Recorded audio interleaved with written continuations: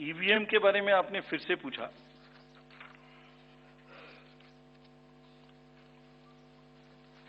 बहुत बार मैं बता चुका हूं आपको, थोड़ा समय लगेगा तो फिर से बता देता हूं।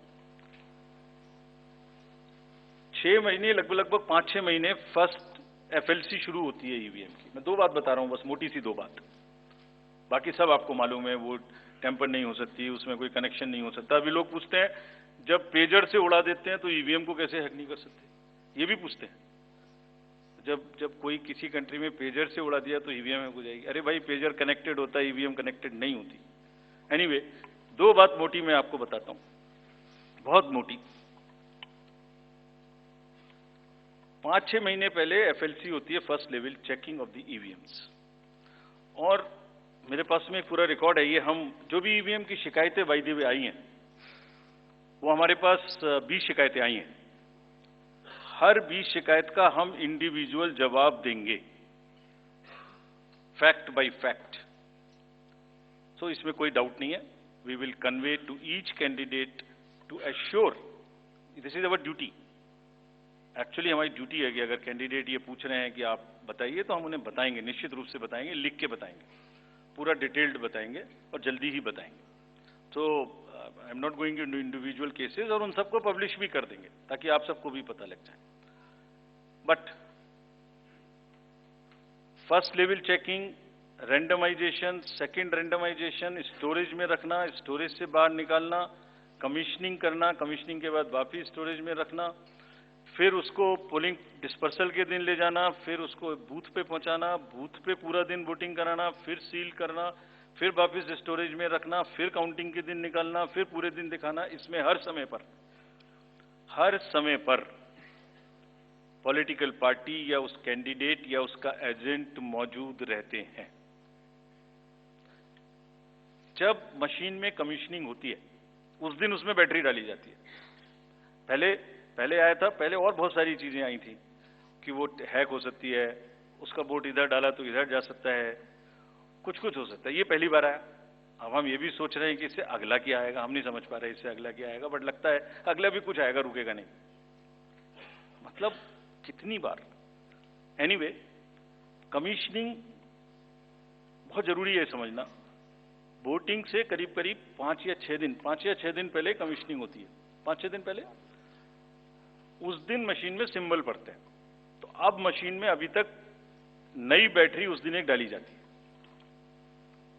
और सील करके उस बैटरी पे भी कैंडिडेट के एजेंट्स के दस्तखत होते हैं। छोड़िए, मशीन पे तो होंगे ही होंगे, हमें भी नहीं पता, हमने भी पता नहीं कब बनाया था ये नियम, हमारे काम आ रहा है अभी कि वो बैटरी पर भी एजेंट के दस्तखत हो।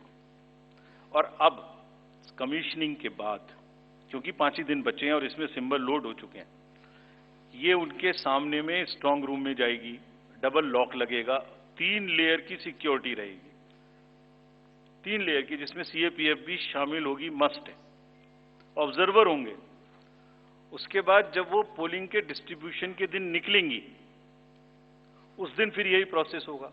सारा प्रोसेस वीडियोग्राफ होगा, यानी वीडियोग्राफ होने के बाद फिर वो फील्ड में पहुंचेंगे, सेक्टर मजिस्ट्रेट साथ में रहेंगे, फिर कैंडिडेट के एजेंट साथ में रहेंगे, फिर वहां पहुंचेगी, फिर कहेंगे भाई देख लो इसको, सब ठीक है, जो आपको नंबर दिया, हाँ, और उसके नंबर भी सबसे शेयर किए जाएंगे। इस नंबर की मशीन इस बूथ पे जाएगी। फिर जब वो बूथ पे पहुंच गई तो कहें भाई मिला लो आप, उसी नंबर की है कि नहीं है, वोट भी डाल के देख लो 50 ठीक है कि नहीं है। किसी ने 50 डाले, किसी ने 20 डाले, किसी ने कहा नहीं हमें ठीक है, हम नहीं डालेंगे। किसी स्टेज में किसी बूथ पर 20 कैंडिडेट हैं, किसी पर 5 कैंडिडेट हैं, किसी पर 5 ने कम वोट डाले, किसी ने ज्यादा डाले, बैटरी उसी हिसाब से यूज। फिर पूरे दिन वोटिंग हुई, तब एक एक वोट का हिसाब रखा, फिर बंद हुआ। बंद होने के समय में एंड ऑफ क्लोज ऑफ पोल में फिर से दस्तखत कराए, फिर से हिसाब लगाया कितने वोट पड़े, फिर से फॉर्म 17C दिया। उसको कितना दिखाएंगे, कौन दिखाता है इतना, बताइए। कोई एक प्रोसेस कंपैरेटिव बताइए पूरी कंट्री में जहां पब्लिक डिस्क्लोजर, पार्टिसिपेशन इतना अधिक हो, कोई ये बताइए प्रोसेस। उसके बाद में बंद करने के बाद में उसको स्ट्रांग रूम में बंद किया, फिर काउंटिंग के समय निकाला तो एक बैरिकेटिंग लगाई, उस बैरिकेटिंग के बीच में से जाएंगे, इधर उधर से नहीं जाएंगे ताकि कोई मिक्सअप ना हो। अच्छा, मिक्सअप कैसे होगा, वो नंबर हमने आपको दिया हुआ है, जब काउंटिंग में पहुंचे तो फिर कहें भाई चेक कर लो, फिर 17C से चेक कर लो, round wise round this is happening. And there is a provision for objecting to any of the issue relating to this at any stage, which has not happened. So हम individual जिसने वो बिल्कुल safe है, बिल्कुल robust है। अच्छा, और मैं बताता हूं आपको, आप पिछले 15-20 इलेक्शंस देख लीजिए, it is giving results after results differently. जहां मतलब ऐसा नहीं हो सकता कि जब पसंद का रिजल्ट ना आए तभी गलत है, ऐसा नहीं हो सकता। एनीवे, हम सबका इंडिविजुअल जवाब देंगे और आपको भी बताएंगे, उसको वेबसाइट पे डलवाएंगे, जवाब दे देंगे आपको। एक FAQ भी बनाएंगे उसका, बताता हूं मैं आपको। बट इसमें थोड़ा सा, चलिए आप अपना प्रश्न पूछ लीजिए, अभी ये बता देता हूं। जी बता दे, ये भी इसी के साथ बता दे। Will take some questions from the, नहीं, ये प्रभु जी का इसके साथ ही बता देता हूं। जैसे मैंने पहले बताया, ये एक सिंगल यूज बैटरी है। जब ये पड़ेगी तो 5-6-7 दिन के लिए इस्तेमाल होगी। इसकी जैसे आपके कैलकुलेटर में बैटरी है, I mean it is not mobile का बैटरी जो एवरी दिन चार्ज होगी, it is like calculator battery, 5 साल तक चलती रहेगी। जब शुरू हुई तो मान लिया वो 100% थी, अब वो धीरे धीरे यूज डिसयूज, कितना एक्सटेंसिव यूज, कितना ग्राफ किया, सबसे यूज होती रहेगी 10 साल के बाद तक, 5 साल तक। 5 साल में जब बंद होगी तो पता लगा उससे पहले 3-4% थी, आपको पता नहीं लगेगा, सडनली बंद हो जाएगी। बट हमने प्रोविजन बनाया हुआ है कि जब इनिशियल ये शुरू होगी तो इसकी 2 चीज हुई, एक परसेंटेज ऑफ चार्ज, एक output. Output is in terms of voltage, it's a very low required voltage which the machines require. So anything between 7.4 to 8 volt is considered कि ये बिल्कुल परफेक्ट स्थिति में है और इसको आप डाल सकते हैं। तो it is initially marked as that yes it is okay, go ahead, 99% it is charged. Now after commissioning के समय में भी मॉक पोल की जरूरत है, पोलिंग स्टेशन में भी मॉक पोल की जरूरत है, नंबर ऑफ कैंडिडेट्स भी अलग अलग है। सो ये एवरीथिंग कैन डिफर डिफरेंटली, और जब भी वोल्टेज 7.4 से नीचे आएगी तभी ये एक्चुअल वो दिखाना शुरू कर देगी। This is how it is designed.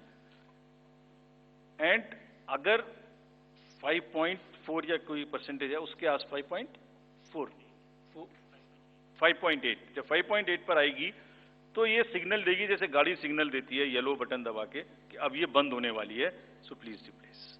This is what it is. But for general, जिससे कि टेक्निकल लोग भी इसका एग्जामिन कर सकें, आप लोग भी जान सकें, हम इसका एक बिल्कुल डिटेल बना के, जितना मैंने बताया इससे भी ज्यादा विस्तार में, इसको FAQ में डालेंगे।